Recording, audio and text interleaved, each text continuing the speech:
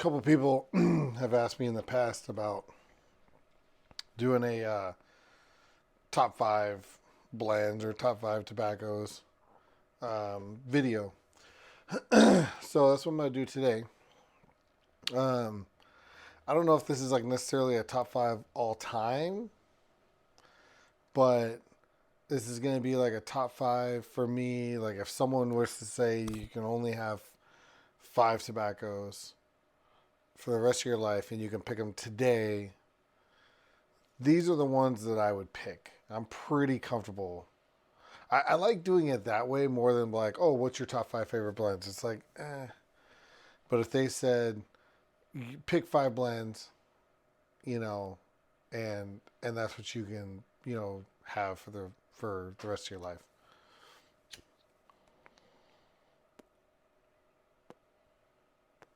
I do have a couple honorable mentions though.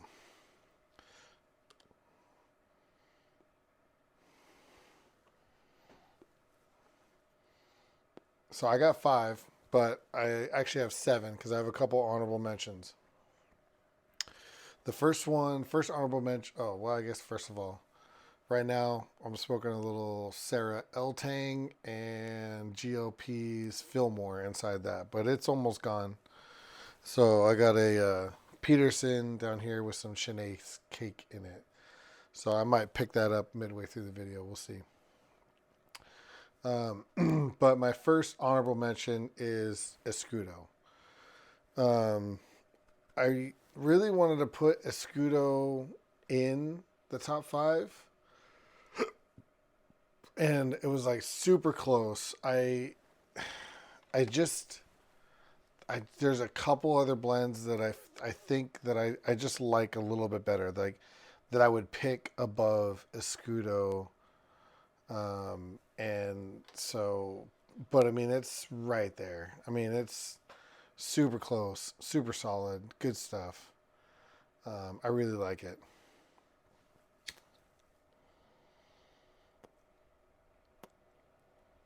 Second honorable mention is Esoterica Dunbar. Now, the reason why Esoterica Dunbar is an honorable mention is because it's just so hard to get with Esoterica stuff too.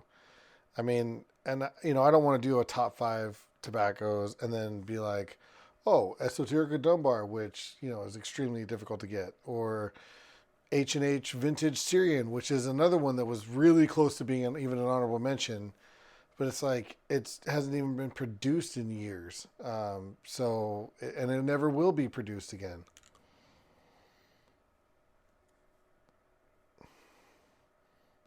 So I mean, I could have put H&H Vintage Syrian in, and I thought about it, but I thought, well, that's pretty. I mean, that's pretty dumb to put something in that hasn't even been produced in a decade or 2 decades or whatever, however long it's been. So I decided not to go that route. But Escudo, Dunbar, honorable mentions.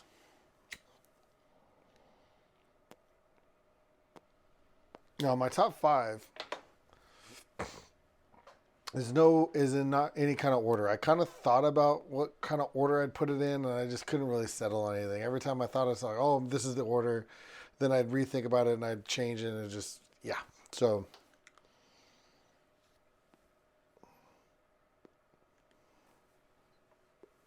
man, this thing is like done. I mean, it's not, but it is. Um, so no order on this. Um,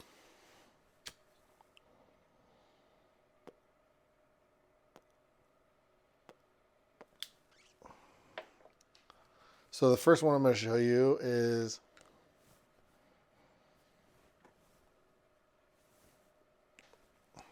Peterson Deluxe Navy Rolls.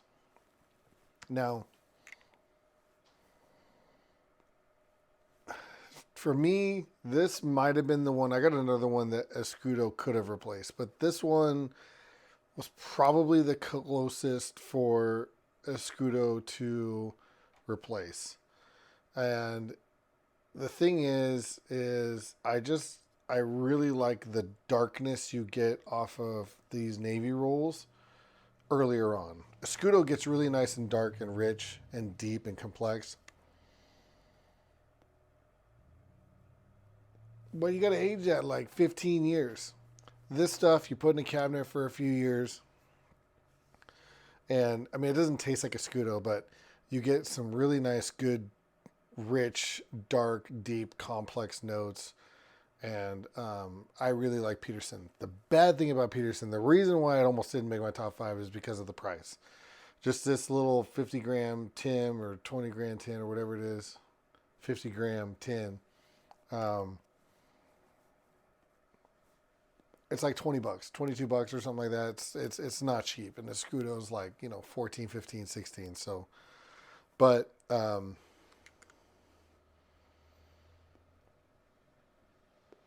I think I would rather have this. And there's a couple other tobaccos that I think kind of fill the Escudo itch as well. So Peterson Deluxe Navy Rolls, that's in my top five. The next one in my top five, which I thought about this quite a bit, and I'm kind of surprised it made my top five, but I'm kind of not. I've always really liked it. It's just like a little bit off profile. It's a little bit funky. It's a little bit different, and I think that's why I like it. Um,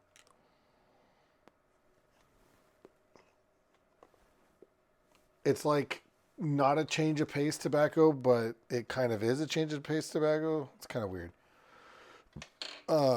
And that is Embarcadero by GLPs. Now, Embarcadero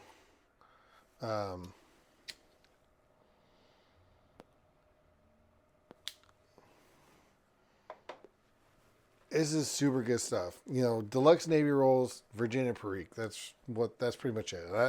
That's what they say, and I think that's real. I think that's true. Embarcadero's Red Virginias, Izmir Leaf, which is Turkish.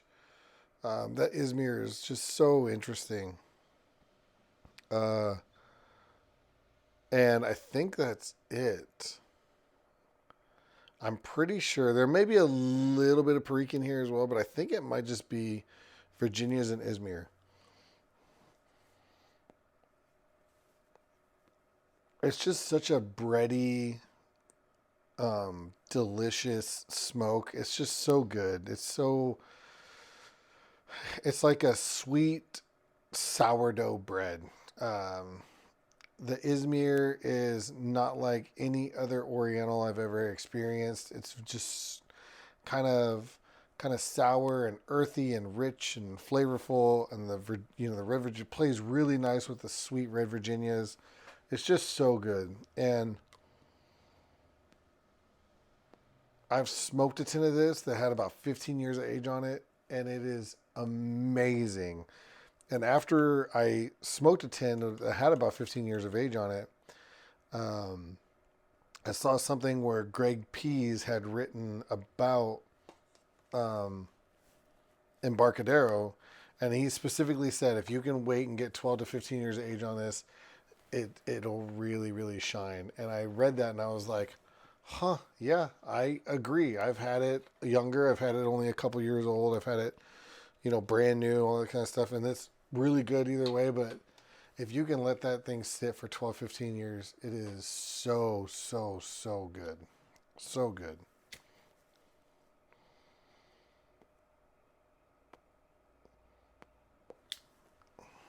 Okay.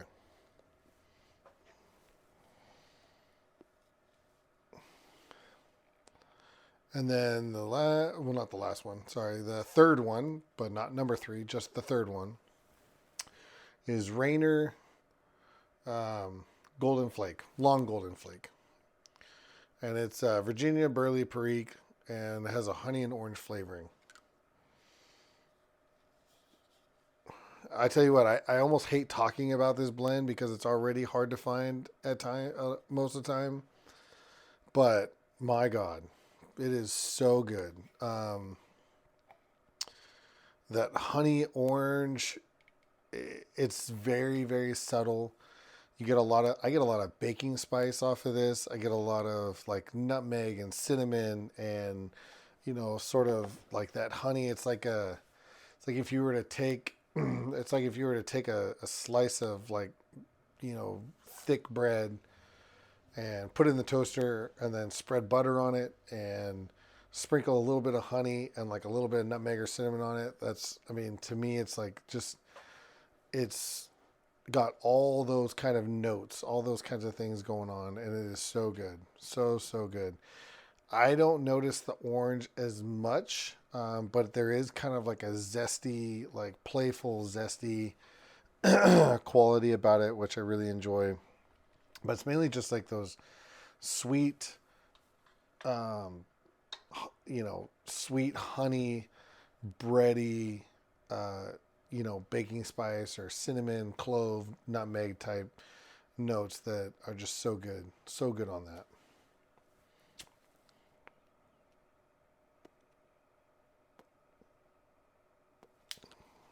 Um, the next one, and I've been high on this blend for pretty much as long as I've smoked a pipe. I've always liked this blend. I've always thought it was great.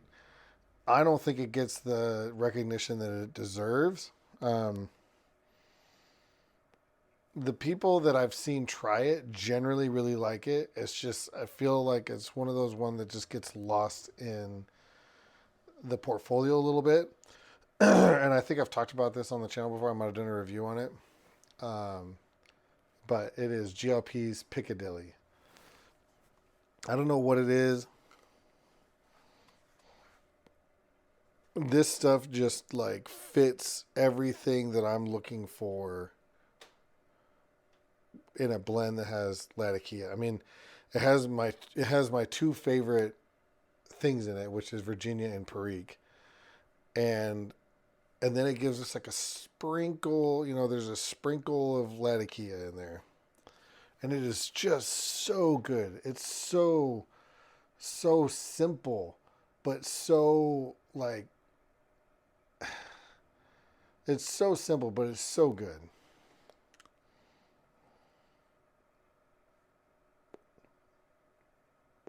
It's hard to explain. This is what I wish a lot of other blends that had Latakia were like. I wish it was like this, playing a little bit with like the percentage of Perique or the percentage of Latakia, but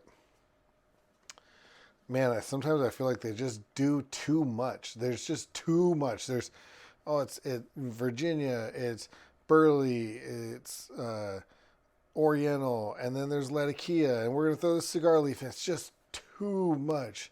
But a good solid base of Virginias, a little sprinkle of Perique, and a dash of Latakia in this blend, man, I'm telling you, it is so good.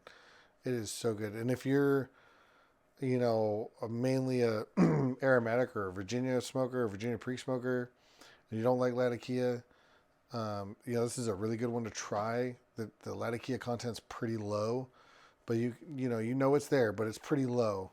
And then the other way, if you're on the other side of things, if you're, love the Latakia bombs and, that kind of thing, you love sitting next to the, sitting next to the, I call it sitting next to the campfire. When you have a pipe full of Latakia, it's like sitting next to a campfire. If you like sitting next to a campfire and you want to try, maybe get, some into like something a little more subtle, a little bit higher in the Virginia or higher in the Perique, lower in the Latakia, give it a shot, man. It is so good. It's so good. It's my go-to fall, winter, early spring um, English. I don't know if you can consider it I don't know if you can technically call it an English, but you know, it's my go-to blend that has Latakia. Squadron Leader is pretty good too, but that's hard to get. You can get this pretty much anytime.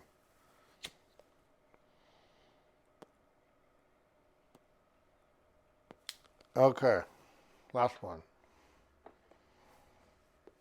I've been smoking this stuff since pretty much I started smoking a pipe when I was 18 years old.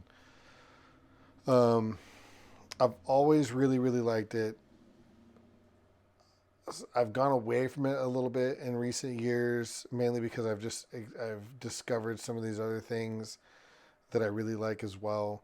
Been able to get my hands on some esoterica stuff. Been able to get more on the Rainer or the Heinrichs. So I've been kind of more interested in that. But the good old McConnell Scottish cake, one of my favorites. Never has it's never done me wrong. It's always been good. It's always been solid. I love the cut. I love the components. Um, Dark Virginia, Kentucky, Pinch of Perique. It is so good. Sometimes with Kentucky, um, it can overwhelm the blend, in my opinion.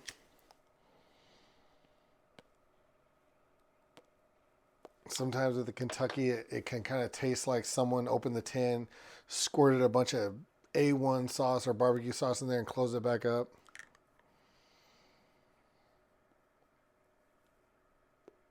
But that stuff is just so good. It's very well balanced, very well put together, very well blended, very well produced. Another one that I kind of wish I wasn't talking about because it can be hard to get sometimes. Um, I haven't tried to buy it in a while, but there was a while there where it was like if you saw it in stock, I bought 10 tins of it. Didn't There was no question. Um, I've smoked a lot of it. I don't know. I don't have that. I think I probably have maybe 15 tins of it or so, something like that. I've smoked so much of that stuff. It is so good.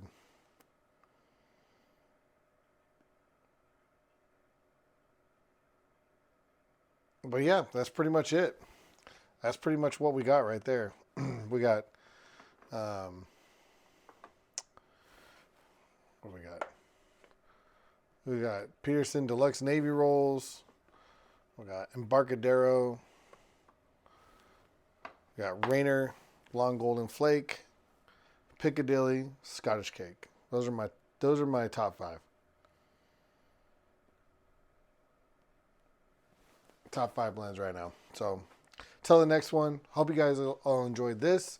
Let me know your top one, top three, top five tobaccos in the comments. I'd be very interested in hearing what you guys have to say. But until next time, hope you guys are having a good start to the new year so far. Everything's going well for you. And yeah, that's pretty much it. I'm just rambling now. All right. Adios.